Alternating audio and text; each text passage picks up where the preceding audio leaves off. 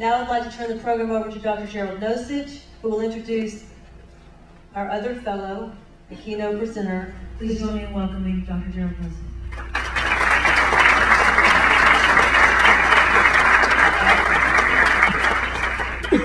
Good morning. Good morning. It gives me a lot of pleasure to be able to introduce Richard Paul to you, and also to introduce his unique conceptualization of critical thinking. I think that maybe the threads of this conception of critical thinking began coming together for him in the 70s. Though in talking to him, I think that the seeds of it were there long earlier, and the elements and the standards came together pretty much at the beginning of the 90s, formulated into the circle. And then in the 90s, Linda Elder made it the Paul Elder model by introducing just a lot of changes, a lot of deepening to the conception of critical thinking. Psychological deepening at first, with just a strong emphasis on how egocentricity influences our critical thinking, impedes it in a dramatic and a lot of very subtle ways, the stages of critical thinking, and most recently her work on the standards, just given us an enormous deepening understanding of the standards.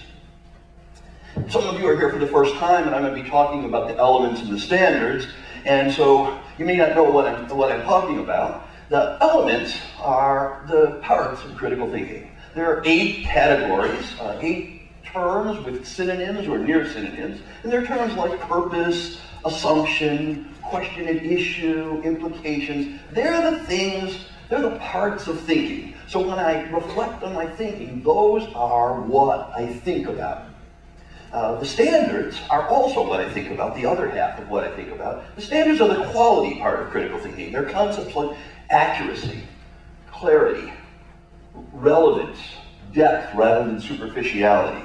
So my thinking is good, is critical when I think through the elements. Say, I think about my assumptions, I think about the implications and consequences of decisions I'm making, and I do so in a way that's clear, accurate, and relevant, and meets the other standards as well. So this Richard's conceptualization of critical thinking actually allows you to make a definition of critical thinking just out of these parts. And I'm going to introduce 2 aspects of this model, this conceptualization, that seem to me to be particularly striking and make it different from all other models that I know of. And I'll actually say from all other models, even those I don't know of. And you'll see why when I say it. Because one thing about this model is that it's comprehensive, or it attempts to be comprehensive, or as comprehensive as you can get. That is, the elements are supposed to be the elements. There are these 8. And that means, as I go through these 8, I get all the essential aspects of reasoning. Right?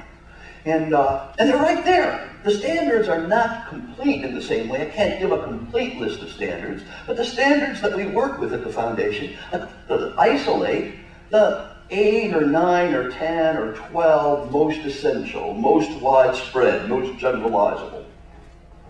Well, the comprehensiveness of this model has some consequences.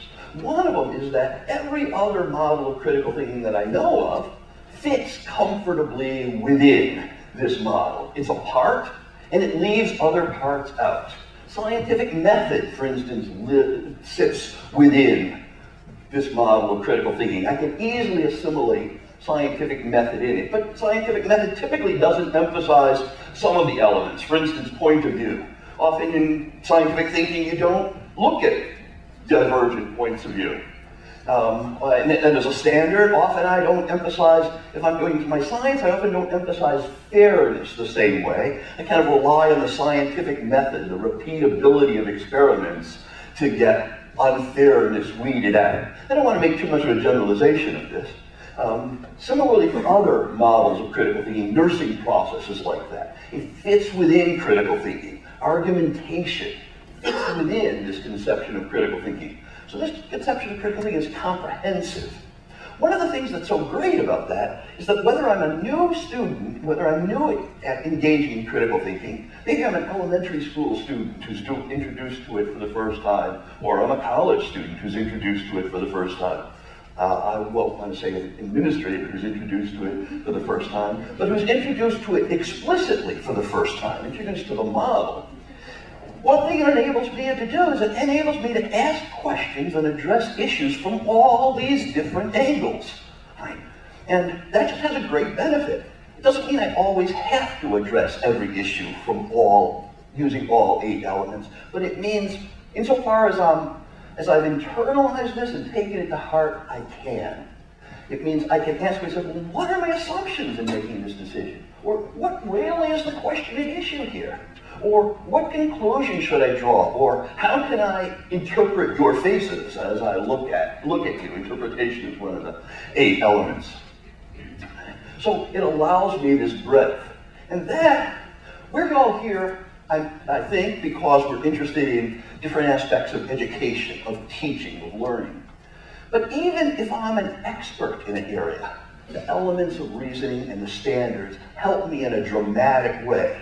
Because my impression is that we all have a habitual way of thinking. We emphasize certain of those elements and not of others.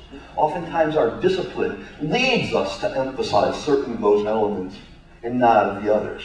But if I'm working on a problem where I'm an expert and I'm working at it hard for a long time, if I ask myself thoughtfully, mindfully, what are my assumptions here? What are the main assumptions in the field?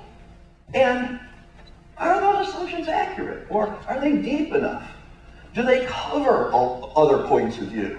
So I can get insight as an expert in using the elements and the standards. And I can say for me personally, that often happens.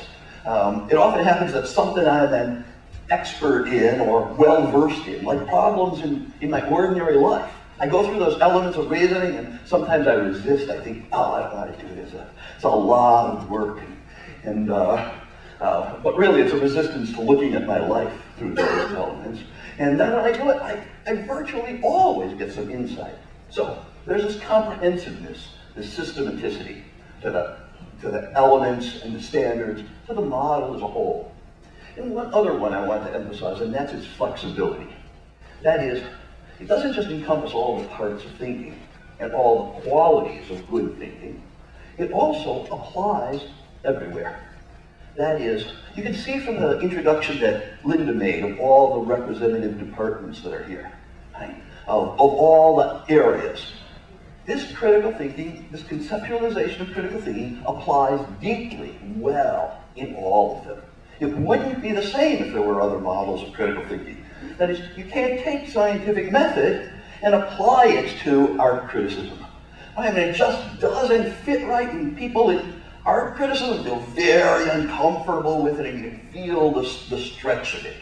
But you can apply the conceptualization of critical thinking, the Richards model, to art criticism, to scientific method, to nursing process, to administration, to being a good spouse, to being a good parent, to being a good partner. You can apply it to any of those things. That is, it flexibly fits in analyzing, or more softly, thinking about everything, anything that involves thinking.